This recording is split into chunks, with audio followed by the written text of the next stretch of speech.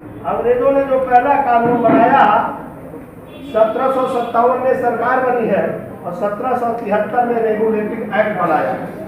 और regulating act से जो कानून पारित हुआ 1773 में, तो पहला कानून रखा कि आपको हत्या करने का अधिकार नहीं है और ना ही छूट मिलेगी, चाहे ब्राह्मण हत्या करे या शूद्र, दोनों को फांसी पर लटकाया जाएगा।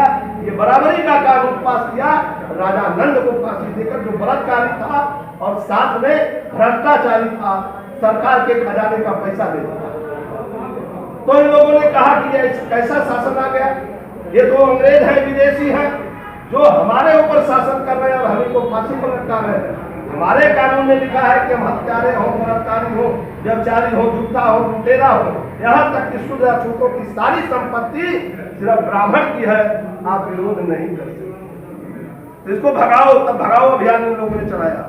तो मित्रों, मेरा कहना है कि जो ब्राह्मणवाद की महिमा का ग्रंथ है, समझ सकते हैं कि एक तरफ तो नारा है कि पूजिए विप्र शील गुण हीना शूद्र पूजी ज्ञान पर बीना, तो दूसरे तरफ मुझे भी थोड़ा उलट के लिख देना पड़ा, जो सीधा अर्थ निकलता है कि पूजिए नर जो शील गुण ज्ञान प्रवीणा, अब ब्रह्म यानी ब्राह्मण मत पूजिए शील गुण ज्ञान भूलिना। आपको आगे के हवाले से मैंने कहा कि ये सारी स्थिति है। अभी कल पढ़ रहा था अखबार, उसमें एक लाइन निकला हुआ था कि देश के बगैर, लोकतंत्र के बगैर देश तो नहीं चल सकता। ठीक उसी प्रकार से राम राज के बगैर देश नहीं चल सकता। और यहाँ बाबा साहब कह रहे हैं कि 22 जुलाई 47 को जो सर्वसम्मत से पारित हुआ है संविधान सभा में कि सम्राट अशोक के सपनों का भारत बनेगा, इसलिए मैं आपसे कहना चाहूंगा कि राम राज अशोक राज की जंग में किस ओर हो तुम, आदमी हो या आदम हो, ब्राह्मणवाद के साथ खड़े होंगे या बुद्धवाद यानी मानववाद की ओर खड़े होंगे। जिस मानववाद के लिए कबीर, नानक, रैदास, चोखा गेना, दादू दयाल, दरिया साहब और ईसा मसीह से लेकर मोहम्मद साहब लोग जंग लड़े। क्योंकि मैंने तारीख इस्लाम अकबर शाह नजीमाबादी की पढ़ा है, उसमें भी लिखा हुआ है कि हिंसा मत करो, चोरी मत करो, झूठ मत बोलो, व्यभिचार मत करो, नशाखोरी मत करो। लेकिन जो करता है, मना करने पर नहीं मानता, उसके लिए हथियार उठा करके उसको सफाया करो, तभी वो सुधरेगा, वरना मारने वाला नहीं है। ये उसमें लिखा है जो मैंने पढ़ा है।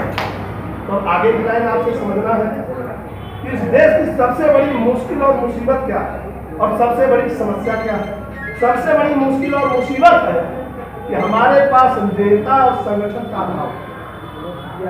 डर तो बहुत है, बहुत सारे पदासीन नेता है, मंत्री, मुख्यमंत्री, विधायक, सांसद भी है, लेकिन हम कह रहे हैं कि हमारे पास नेता नहीं है। ईमानदारी से आप अपने दिलों पर हाथ रखकर बताइए कि फूले, पेरियार, साहू, अम्बेडकर, जगदेव, काशीराम, रामस्वरूप वर्मा जैसा नेता है क्या यार? आज नहीं ना है। मैं इसी लाइन में कह रहा हूं कि हमारे पास नेता नहीं है और दूसरा मजबूत गर्भ से तक का नहीं है, तो हमें करना चाहिए। तो इस देश की सबसे बड़ी समस्या है ब्राह्मणवाद और पूंजीवाद, और दोनों से भारत बर्बाद। तो ब्राह्मणवाद के खात्मे के लिए आपको ब्राह्मणवाद क्या है, जो मैंने बताया कि जो भगवान बुद्ध ने शील निर्धारण किया है, जो अंग्रेजी कानून है 1860 का, जिसे इधर मोदी की सरकार, कितने लोगों ने गड़बड़ी किया, आपने ध्यान नहीं दिया होगा। जिनको आप वोट दे के जिताते हैं, वो पार्लियामेंट में जाकर क्या बनाते हैं, वो बनाते हैं कि पहले लिखा था अंग्रेजी कानून में कि अगर किसी व्यक्ति को गिरफ्तार करोगे तो उसी गिरफ्तारी स्तर पर जिसके बेटी, बेटा, भाई, बहन को गिरफ्तार करोगे ताकि सही बात तो जाने की गिरफ्तारी सही है या गलत। ये धारा 100 में लिखा हुआ था। लेकिन जो नई धारा बनी है, नई धारा ये बनी है कि गिरफ्तारी स्तर पर रहने की कोई की जरूरत, यानी तुम पकड़ के ले जाओ। पहले था 24 घंटे के अंदर न्यायालय में ले जाओगे, आज हो गया है कि न्यायालय में ले जाने की भी कोई जरूरत नहीं है। पहले निर्णय ये पहले था कि अगर सरकारी कर्मचारी गलती करता है तो जनता धारा 43 के तहत गिरफ्तार करके न्यायालय में ले जाएगी। अब लिख दिया गया है कि गिरफ्तार तो जनता करेगी अत्याचारी को, लेकिन पुलिस के पास ले जाएगी। अगर पुलिस वाला बलात्कारी है तो लेके जाके हमारी बात सुनेगा। तो उसमें लिखा है कि यदि आपने विरोध किया तो ये काला कानून हिंदू राष्ट्र बनाने का आ गया। वोट तो आपने दिया है, किसके कहने पर दिया है? ये उन्हीं से पूछो कि तुम्हारी माँ बहनों की आबरू की जाएगी तो क्या करो? तुम्हारे भाई को गलत फंसाया जाएगा, धरना प्रदर्शन को छोड़ो, थाने अगर चल गए अब दरोगा से करके कि साहब धरने को छोड़ दिया तो आपको गिरफ्तार करके ये सब ले दिया।